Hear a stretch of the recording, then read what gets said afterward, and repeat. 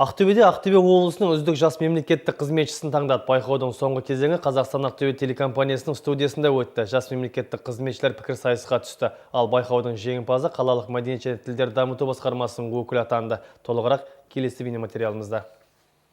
Үздік жас мемлекеттік қызметші атағын 24 жастағы Мәншүк Молдажанова иеленді. Ол қалалық мәдениет және тілдерді дамыту басқармасында бас маман болып қызмет атқарады. бас маман болып қызмет атқарады. Мәншүктің мемлекеттік қызметке жүргеніне 2 жыл. Қалалық мәдениет үйінде еңбек жолын бастаған. Жеңімпаз Астанада шілде айында өтетін республикалық байқауда Ақтөбе облысының намысын қорғайды. Бұл байқау негізі үлкен жақсы мүмкіндік. Бұл ең бірінші мемлекеттік қызметке жастарды тарту мақсатында. Екіншіден кейін біздің күнделікті қарбалалы жұмыстан бөлек бізді творчестволық жағынан, шығармашылық жағынан дамуымызға, екінші тараптан жас әріптестеріміздің бір-бірін танып білуімізге. Әрине, біз қазіргі таңда біздің мақсатымыз еліміздің дамуына, қоғамымыз үшін адал еңбек. Алайда бұл байқаудың ұйымдастырылуы бізге қосымша потенциалды ашты. Әрмен қарай өзімізді дамытуға, кәсіби жағынан, шығармашылық жағынан дамытуға үлкен мүмкіндік берді. Айтып өту керек, байқаудың өзге де үздік үштігіне енген қатысушылары сыйлыққа теледидар алды. Жас мемлекеттік қызметшілердің сөзіне қарағанда сайыстан алған әсер өте жоғары. Аудандағы әріптестерімнің сенімін ақтап, осында 2-ші дәрежелі дипломмен марапатталып отырмын. Сондықтан да осы ұйымдастыру комитетіне, жас мемлекеттік қызметшіні шын жүректен алғысымды білдіремін.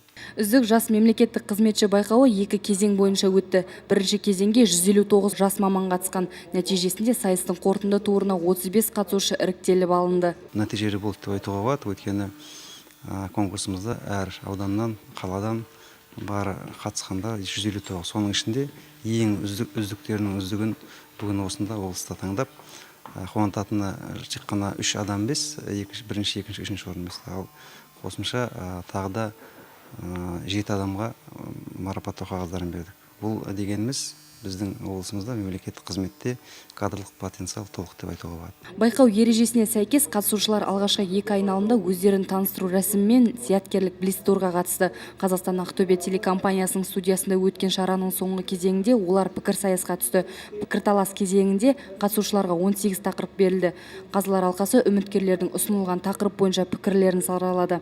Ақтөбе облыстық мәслихатының хатшысы Сания Қалдығұлованың төрағалығымен қазылар үздік жас мемлекеттік қызметшіні таңдады.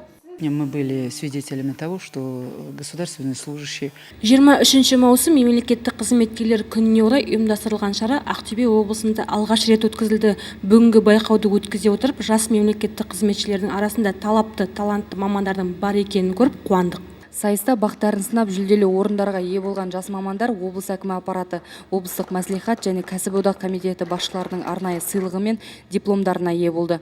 Гүлбағда Қайратқызы, Николай Сырбов, Еркебұлан Ыдырысов, Қазақстан Ақтөбе.